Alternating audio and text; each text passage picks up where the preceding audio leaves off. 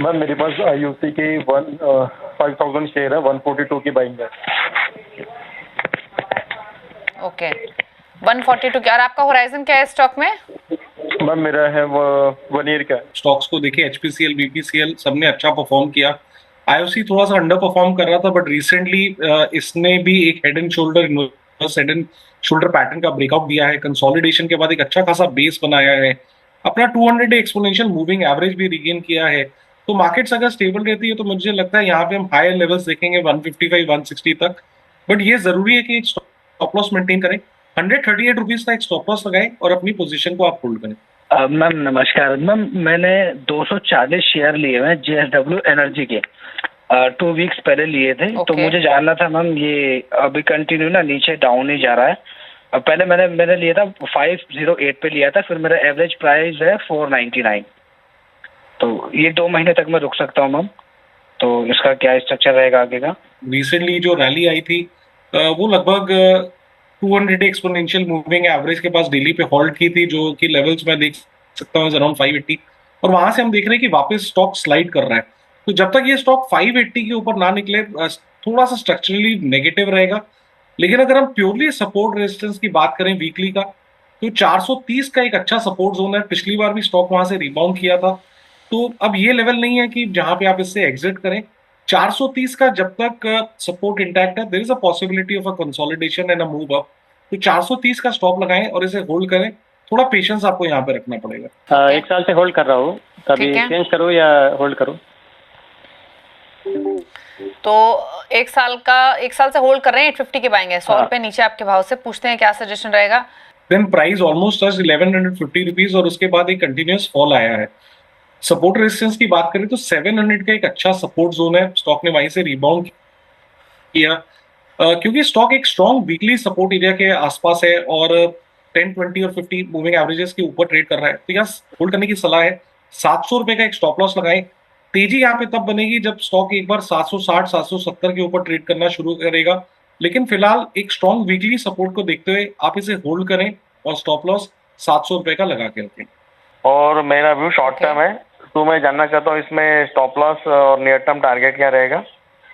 और मेरे पास axis bank है, उसकी मेरे 50 शेयर्स है एट 1165।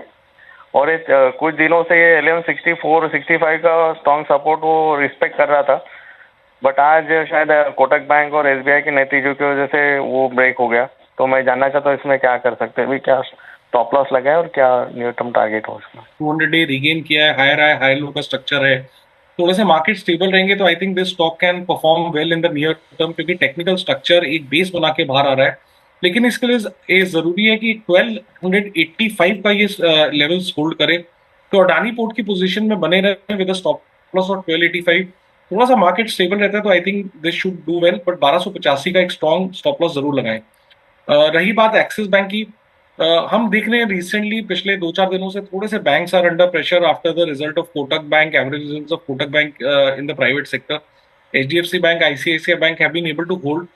बट एक्सिस बैंक में जो हमने रिसेंट रैली देखी थी लगभग 1240 के लेवल के बाद, वहां से कंटिन्यूअस पुल बैक देख रहे हैं। स्टॉक ऑलमोस्ट अपने 20 डे एक्सपोनेंशियल मूविंग एवरेज के आप आसपास आ गया है। ये टूटता है तो अगला सपोर्ट 1110 के आसपास है। तो सपोर्ट 20 डेमा का देखते हुए ज्यादा नहीं, एक स्ट्रिक्ट 1% का स्टॉप लगाएं 1148 रुपए का और इसे होल्ड करें। 1148 टूटता है तो फिर यहाँ से अगर ट्रेडिंग पोजीशन है तो एक बार एग्जिट ही करना चाहिए। तो 3 से 6 महीने का व्यू है। इन्फोसिस है 1510, बजाज फाइनेंस है 9100, ऐड भी कर सकते हैं। क्या सजेशन रहेगा? लेकिन स्टॉक ने लगभग 1400 1420 का एक सपोर्ट था, वहां से रिबाउंड दिखाया। Stock has been able to regain 10 and 20 DEMA. हो सकता है थोड़ा सा डिप आए, लेकिन ओवरऑल अब लग रहा है कि यहाँ पे सेलिंग एग्जॉस्टेड है। स्ट्रॉन्ग वीकली सपोर्ट से स्टॉक राइज कर रहा है। नजरिया थोड़ा सा लंबा है तो एक 1450 रुपए का स्टॉप लॉस लगाएं और इन्फोसिस को आप होल्ड करें। Bajaj finance has been continuously doing well. यहाँ पे स्टॉक ने कंटिन्यूअसली हाई लोज बनाए हैं। जब मार्केट खराब कर रहा था, व्हेन निफ्टी वाज क्रैकिंग, तब भी बजाज फाइनेंस ने एक अच्छा खासा आउट परफॉर्मेंस दिखाया था और अभी भी वो स्ट्रक्चर इंटैक्ट है। इसका लास्ट हाई लो लगभग 85-80 के आसपास आता है, तो 8580 रुपए का स्टॉप लॉस लगाएं और बजाज फाइनेंस को आप होल्ड करें। तो इसको एक महीने तक होल्ड कर सकते हैं क्या? इसमें प्रॉफिट आएगा? रिसेंटली एक रैली जरूर आई है, बट थोड़ा सा स्टॉक वापस प्रेशर में आ रहा है। जब तक ये 200 डे इसका एक स्ट्रॉन्ग रेजिस्टेंस एरिया आता है लगभग 1200-1220 के आसपास, उसके बाहर निकले तो थोड़ा सा स्टॉक प्रेशर में रहेगा। मेरी सलाह यही है कि कोई भी बाउंस आए जहां पे इनका लॉस कम हो तो उछाल पे इसमें एग्जिट करने की कोशिश करें।